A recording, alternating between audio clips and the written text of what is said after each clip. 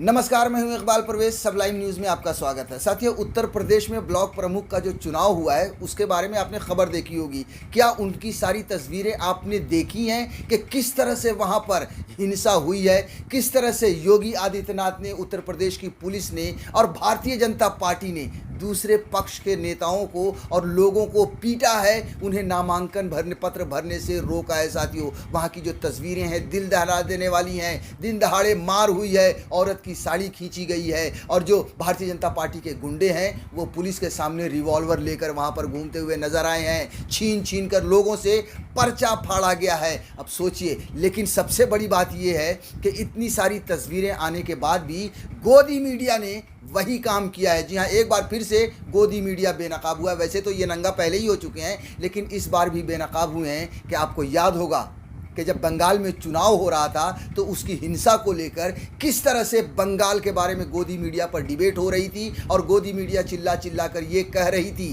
कि साहब, बंगाल से लोकतंत्र खत्म हो चुका है, वहाँ पर गुंडा राज आ चुका है। अब उत्तर प्रदेश की तस्वीरों को देखकर गोदी मीडिया क्यों नहीं कहती कि गुंडा राज है उत्तर प्रदेश में, लेकिन ये नहीं कहेगी। साथियों, गोदी मीडिया खबरें दिखा रही है कि हिंसा हो रही है, मगर उसमें भी वो कहीं ना कहीं दूसरे दलों को भी अपने साथ खींचने की कोशिश कर रही है, जिस तरह से हमेशा गोदी मीडिया करती है कि जब भी किसी नाकामी की बात होती है भारतीय जनता पार्टी की तो दूसरे दलों का वो जिक्र ज़रूर करती है। इस बार भी गोदी मीडिया ये कह रही है कि साहब, जब समाजवादी पार्टी सत्ता में थी तब भी उसने ज़्यादा सीटें हासिल की थी, वो जीती थी। जब बहुजन समाजवादी पार्टी सत्ता में थी उसने भी बड़े मार्जिन से जीत हासिल की थी, वो भी इसी तरह से जीती थी। तो क्या समाजवादी पार्टी के दौर में या बहुजन समाजवादी पार्टी के दौर में इसी तरह से उत्तर प्रदेश में हिंसा हुई थी?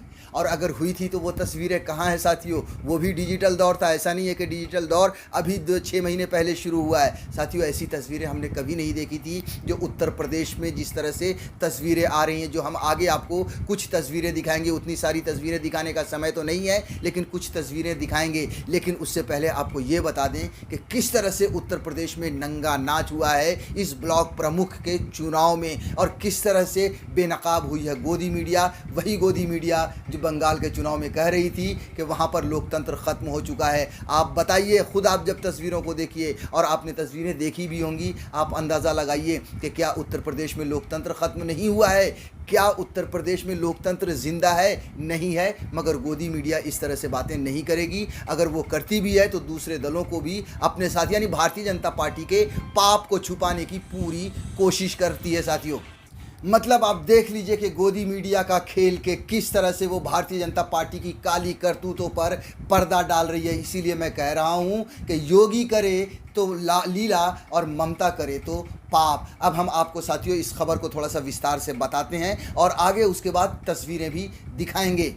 ब्लॉक प्रमुख चुनाव नामांकन के दौरान जगह जगह हिंसक झड़प। एसपी का आरोप, एसपी यानी समाजवादी पार्टी का आरोप, मशीनरी बीजेपी कार्यकर्ता की तरह काम कर रही है। पूरी मशीनरी भी आप समझ लीजिए मुख्य दर्शक बनी हुई है। पुलिस के सामने लोग डराए जा रहे हैं, पुलिस के सामने लोगों को धमकाया जा रहा है, मारा जा रहा है, पीटा जा रहा है, लाठियाँ चल रही हैं, मगर पुलिस मुख्य दर्शक बनी हुई है। साथियों, हालांकि कुछ पर कार्रवाई हुई है इस घटना के बाद, जब मीडिया में और सोशल मीडिया में इसकी चर्चा हुई तब, लेकिन ये सब सिर्फ और सिर्फ आप समझ लीजिए कि कागजी है और सिर्फ दिखावा है। साथियों, यूपी में जिला पंचायत अध्यक्ष और ब्लॉक प्रमुख का चुनाव 3M यानी मनी, मसल्स और मशीनरी का माना जाता है, क्योंकि इस चुनाव में जनता सीधा वोट नहीं करती है बल्कि वो प्रतिनिधि करते हैं जिसको जनता चुनती है। ऐसे में वोटरों से ज़्यादा चुने गए BDC मेंबर को मैनेज किए जाने की कोशिश रहती है। इसी की बानगी यूपी के दर्जन भर जिलों से आई वो तस्वीरें करती हैं जिसमें हिंसक झड़प, तोड़फोड़ और शक्ति प्रदर्शन हो रहा है। ब्लॉक प्रमुख चुनाव के लिए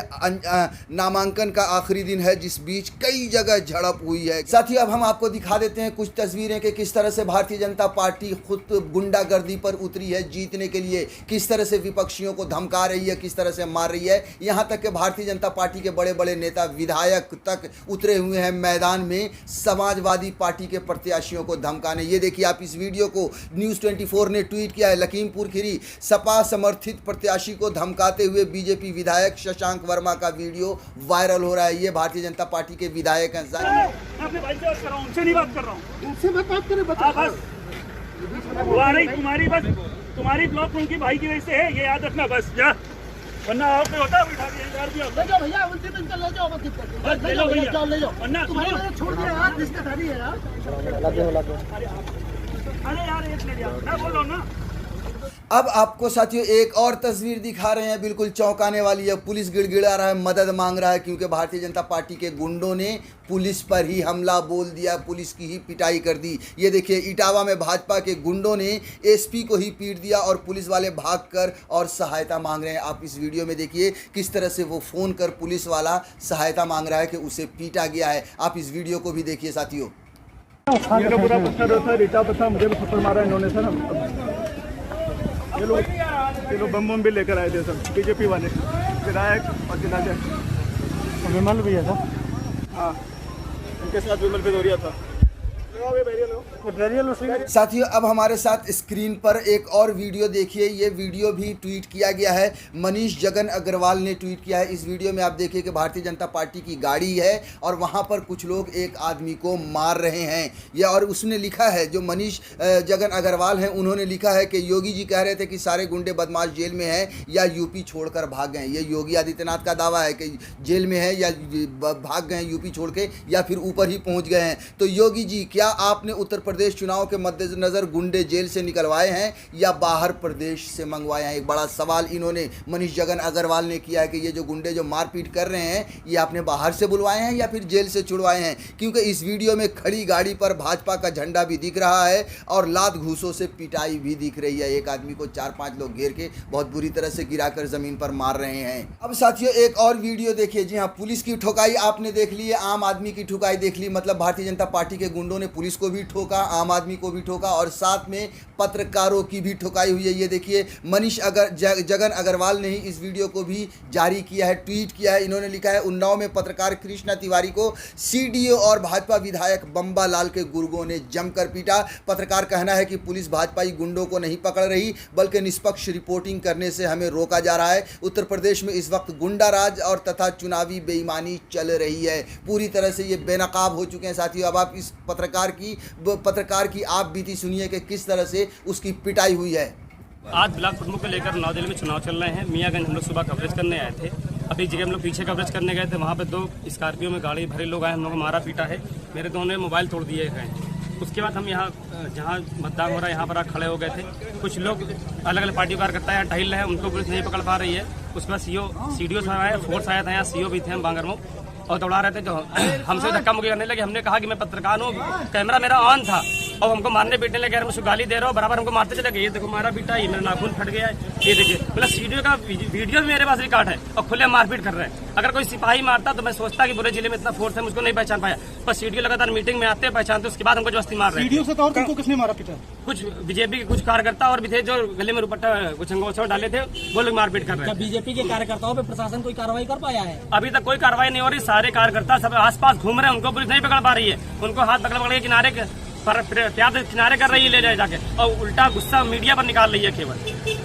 तो साथियों ऐसी दर्जनों तस्वीरें हैं जो उत्तर प्रदेश से आई हैं। उतनी सारी तस्वीरें दिखा भी नहीं सकते, समय की कमी है। लेकिन आपने देखा होगा कि किस तरह से एक महिला की साड़ी खींच दी गई, उसे रोक दिया गया, प्रस्तावित बनकर जा रही थी। किस तरह से हमने देखा है कि दूसरे दल के जो विपक्षी दल के नेता जा रहे थे जो अपना भरने के लिए, उनके पेपर छीन लिए गए, उनके पेपर फाड़ दिए गए साथियों। तो इस तरह से पूरी तरह से गुंडा राज मचा हुआ है उत्तर प्रदेश में इस बार चुनाव में। मगर गोदी मीडिया इस तरह से नहीं दिखा रही है। जिस तरह से बंगाल के चुनाव की चर्चा कर रही थी, जिस तरह से बंगाल में लोकतंत्र की हत्या करार दे रही थी, क्या उत्तर प्रदेश में लोकतंत्र की हत्या नहीं हो रही है? ये बड़ा सवाल है। गोदी मीडिया हो या भारतीय जनता पार्टी हो या उत्तर प्रदेश की पुलिस हो, हर कोई एक बार फिर से बेनकाब हो गया है।